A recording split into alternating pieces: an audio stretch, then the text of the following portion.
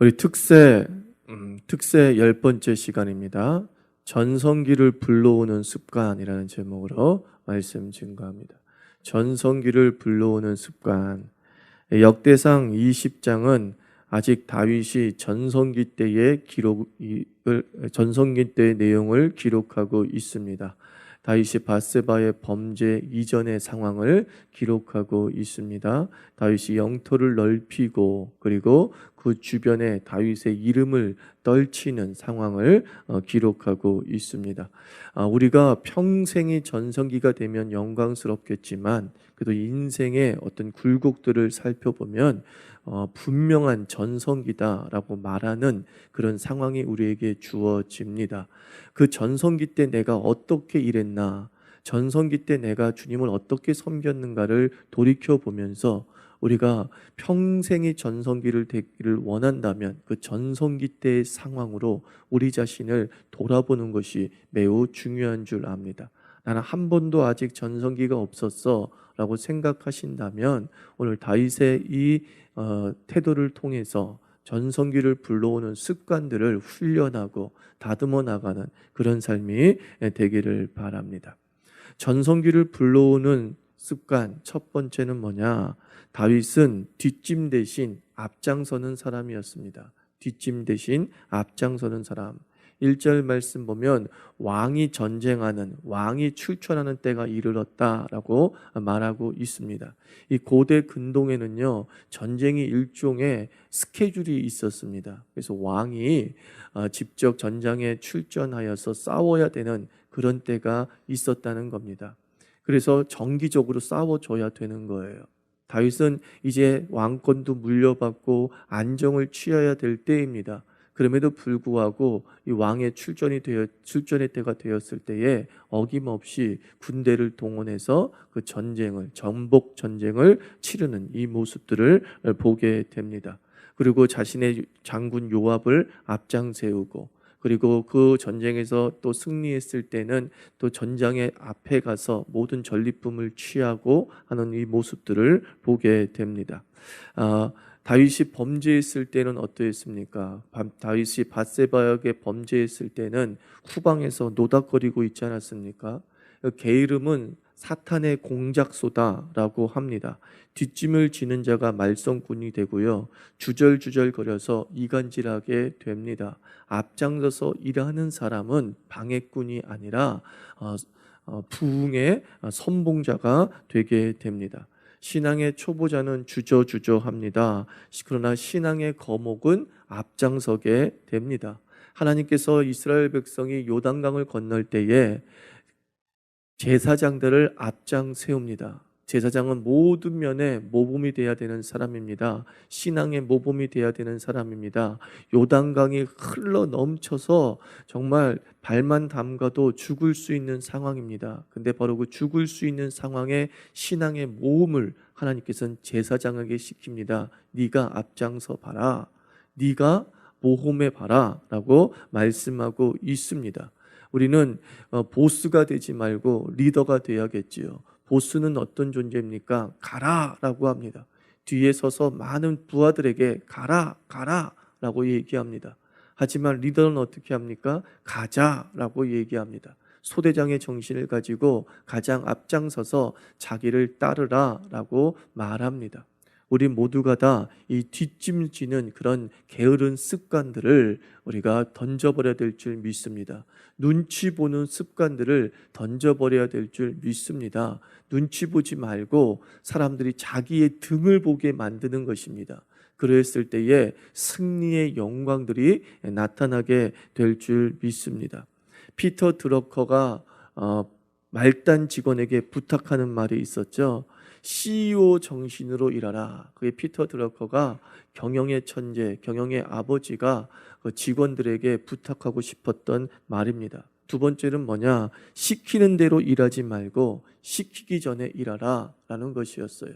결국은 CEO 정신을 가지고 시키는 대로 일하지 않고 시키기 전에 일하는 사람은 CEO의 자리에 올라가더라는 겁니다. 남들보다 앞장서는 샐러리맨이 되더라 라고 말하고 있습니다. 우리 모두가 다 이 신앙의 게으름, 그리고 섬김의 게으름, 그리고 자신의 생존의 게으름을 뒤로 하고 앞장서시기를 바랍니다. 출전의 때가 됐으면 무엇입니까? 출전의 때라는 건 출근을 얘기하는 거죠. 출근이 되었을 때에 어김없이 벌떡 일어나서 자신의 삶의 현장에 힘차게 나아가야 되는 거지. 그 어떤 그 제약회사 광고처럼 월요일 되면 싫어, 회사 가기 싫어, 이런다고 해서 내 인생이 달라지는 것은 아닙니다. 싫어 싫어 하면서도 직장에 나가는 모습, 이것처럼 비극적인 것이 어디 있습니까?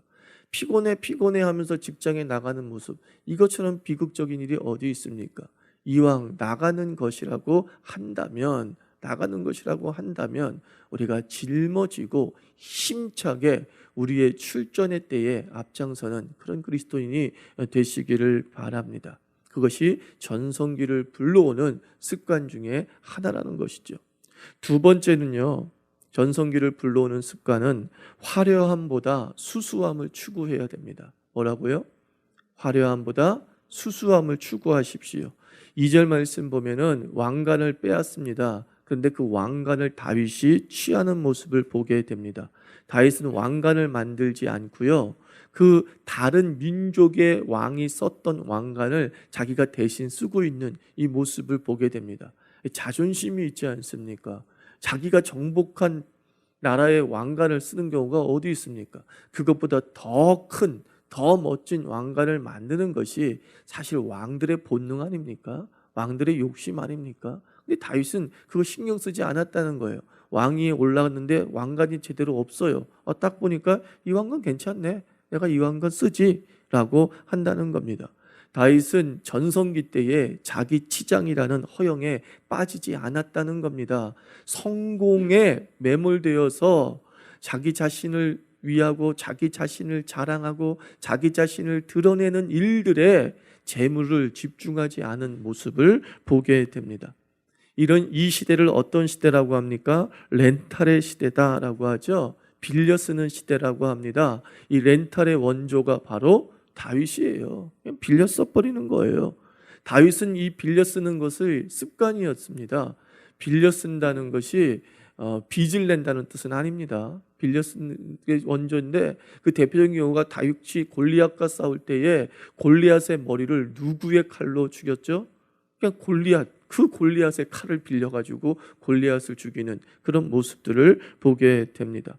스웨덴 같은 경우는 자동차 렌탈이 일상화되고 있다고 하지 않습니까? 자기가 필요할 때 자동차를 임대하는 겁니다. 자동차가 정말 오랫동안 집안에 처박혀 있는 경우가 얼마나 많이 있습니까? 매일매일 자동차 쓰는 사람은 없잖아요. 그런데 그걸 일주일 동안 내내 자동차에 처박혀 놓으면서 이 감가상각비가 엄청나게 나온다는 거예요. 그래서 이 자동차를 서로 임대 쓰는 문화가 점점 확산되고 있다고 합니다. 우리가 5년 전에 미국발 금융위기가 닥치지 않았습니까? 그럴 때 독일은 흔들리지 않았어요. 그 이유가 뭐냐? 독일은 주식 투자율이 전체 인구의 5% 미만이고 주택 임대가 90% 이상이다라는 겁니다. 그러니까 빌려 쓰는 사람들이 많다 보니까, 조금씩 돈을 내는 사람들이 많다 보니까, 그럼 미국발 금융위기에 전혀 흔들림이 없었다라는 겁니다. 우리 교회 부동산 하시는 분이 계시더 이런 말 하면 죄송하지만, 여러분들 우리나라가 지금 집 살 때입니까? 정말 집 살 필요가 없다고 저는 감히 말씀을 드리고 싶습니다. 이건 10년 전부터 제가 얘기했던 거예요. 그 예언 그대로 적용되지 않았습니까? 그 10년 전에 집 사면 안 됩니다. 집 사면 안 됩니다. 그리고 지난 우리 개척하고 나서 10년 동안에 집값 상승이 제대로 있었습니까? 집값 상승 제대로 없었습니다. 어떻게 알 수 있습니까? 우리나라는 일본을 보면 알 수 있고 미국을 보면 알 수 있습니다. 왜 그렇습니까? 우리보다 앞서 나간 나라이기 때문에 우리는 그 발자취를 그대로 따라갈 수밖에 없습니다.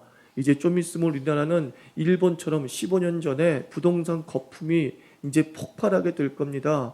부동산 거품이 폭발했을 때에 일본은 10억짜리 집이 2억 8천까지 떨어졌습니다. 지금도 2억 8천의 상태를 유지하고 있습니다. 우리도 그렇게 될 가능성이 매우 높다는 겁니다. 그때 한 번도 우리는 일본을 안 따라간 적이 없기 때문에 그렇습니다. 이상하게 본받아요. 쓸데없는 거 본받아요. 그렇기 때문에 더더욱 뭔지 아십니까? 현금 자산이 중요하다는 거죠. 현금 자산을 확보하는 방법 중에 하나가 바로 임대예요. 순간순간 그때그때 필요한 것 빌려 쓰는 것입니다. 그래서 우리의 현금 자산들을 확보해 나가는 것이죠. 이 다윗을 통해서 본받으십시오. 다윗도 많이 가진 사람이라고요.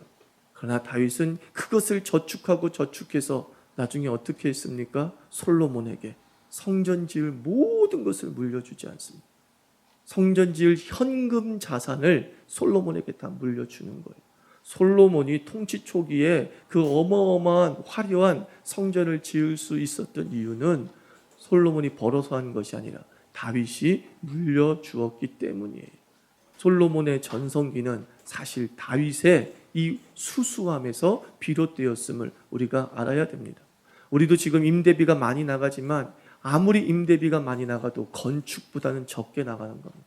이거 아십시오. 건축보다 훨씬 적게 나가는 게 임대비다라는 것을 우리가 기억해야 될 것입니다.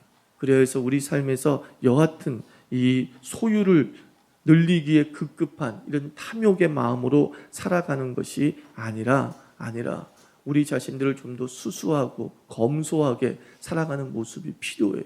영광과 성공에 취하지 말라는 겁니다. 페라리 거지라고 하죠. 페라리 거지. 일본이 20년 전에 페라리 거지가 얼마나 많은지 모릅니다. 30대, 40대들이 페라리라고 하는 비싼 차 사는 유행에 빠져서 자기는 집 한 채도 없고 그리고 임대비도 낼 돈도 없는데 페라리 막 2억짜리, 3억짜리를 사고 다니는 그 문화가 유행했어요. 근데 제가 뭐라 그랬어요? 일본은 그대로 따라간다 그랬죠? 우리나라의 20대, 30대 초반 애들이 점점점 차에만 지나치게 집중하는 현상이 벌어지고 있어요. 이제 페라리 거지 우리나라에도 곧 무더기로 나타날 가능성이 매우 높습니다. 하나님은 우리를 뭐라고 했습니까? 나그네라고 했어요. 나그네의 삶은 단순합니다. 단순히 위기 시에 최대의 해결책이 되는 것이죠. 우리 모두가 다 나그네답게 살았으면 좋겠습니다. 우리는 정착자가 아님을 기억하면서 수수함을 유지하며 살아갈 필요가 있습니다. 그리고 세 번째 전성기를 가져오는 습관은 무엇입니까? 동역입니다. 동역. 사람을 쓸 줄 알아야 됩니다. 1절부터 8절까지 보면 다윗의 부하들이 앞장서서 기골이 장대한 거인들도 이기고 하는 그런 내용이 기록되어져 있습니다. 다윗은 앞장섰지만 홀로 싸우지는 않았다는 것입니다. 다윗에게는 정말 강력한 하나님의 인맥이 형성되었습니다. 아둘람 골짜기로 도망치고 정말 모두가 다 자기를 버렸다고 생각하는 그 순간에도 450명의 개척 멤버들이 모여서 다윗을 보호하고 사울에게 왕권을 이양받을 때까지 떠나지 아니하고 함께 싸우는 동지가 있었습니다. 여러분에게도 이렇게 함께 갈 동지가 있습니까? 동역자가 있습니까? 여러분이 기도하자라고 했을 때 우르르 몰려와서 함께 기도해 주는 사람이 있습니까? 우리가 이때까지 살아가면서 함께 기도해 줄 사람이 없다면 그거 헛산 것입니다. 헛산 것입니다. 우리가 내 일은 내가 싸우는 것 같지만 사실은 기도를 통해서 함께 싸워가는 것인 줄 믿습니다. 그러므로 여러분들 이 기도의 동역자들을 얻기를 원하면 두 가지만 잘하면 됩니다. 첫 번째, 내가 기도의 자리에 나오면 되죠. 그렇지 않습니까? 기도의 자리에 나오면 그 기도의 자리에 있는 모든 사람이 나의 동력자가 돼서 나의 기도에 도움이 되고 나의 기도의 전장에 동원되어서 함께 싸우는 장수가 될 줄 믿습니다. 두 번째 뭔지 아십니까? 기도의 제목을 말해야 되죠. 기도의 제목을. 자기가 어떤 고난과 아픔에 처해 있음을 알고 그 아픔과 고난을 속사정을 함께 얘기할 때에 비로소 구체적으로 기도해 줄 수 있는 겁니다. 여러분 특별 새벽 기도회 동안에 저는 여러분들이 저를 기도하게 만드십시오. 목사님 이런 거 기도해 주세요. 저런 거 기도해 주세요. 저는 여러분들이 참 바보라고 생각을 해요. 이 특별 새벽 기도회 동안에 뭔 비밀이 많은지 아니면 기도가 없는 건지 기도 제목을 말하는 성도가 한 명도 없어요. 이 부분에 대해서 집중적으로 기도해 주세요 말하지 않아요. 여러분들은 제가 그렇게 기도의 무능력자로 보이나요? 여러분들은 굉장히 좋은 기회를 놓치고 있는 거예요. 너무나 좋은 기회를 놓치고 있는 거예요. 함께 기도할 사람. 매일매일 최소한 15일 동안은 내가 이 기도의 교회를 떠나지 않고 밤에 기도하고 새벽에 기도하고 중간중간에도 기도하는 그런 시간들을 나름 갖겠다고 제가 여러분에게 말씀을 드렸는데 이 중요한 기도의 동력자를 놓치는 것이죠. 다윗을 보십시오. 다윗은 그도 앞장선 존재이지만 그도 기도의 사람이었지만 함께 동력자들과 그 전장을 누비면서 승리의 깃발을 올립니다. 그리고 그 장군들의 승리는 곧 누구의 승리로 전가됩니까? 다윗의 승리였다라고 기록하고 있어요. 요압이 싸워 승리했는데 다윗의 승리였다라고 말하고 있습니다. 목사가 기도했는데 장로의 기도의 응답이었다라고 말하는 겁니다. 이것이 얼마나 중요한 영적 진리인지 모릅니다. 여러분 삶 속에서 이 영적 전성기의 습관들, 즉 동역자를 구하고 인맥을 확보해가는 이런 과정들을 게을리하지 않기를 바랍니다. 엘리야는 자기 혼자 싸웠다고 얘기했지만 하나님은 내가 바알에게 무릎 꿇지 않은 자 7,000명을 남겨두었다. 그 다음부터 엘리야가 한 일이 뭐라고 했습니까? 그 7,000명 찾아다니면서 선지자 학교를 세우는 것이었어요. 인맥을 모으고 확보하는 일들을 그 이후에 감당한 모습들을 우리에게 보여주고 있습니다. 우리 15일이 여러분에게는 인맥이 확보되어지는 전성기가 될 줄 믿습니다.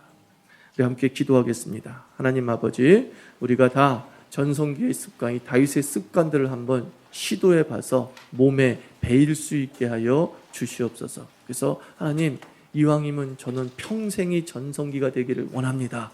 이렇게 우리 기도하시기 바랍니다. 하나님 아버지, 주여 감사를 드립니다. 하나님 아버지의 거룩하신 은혜와 주님, 하나님 아버지,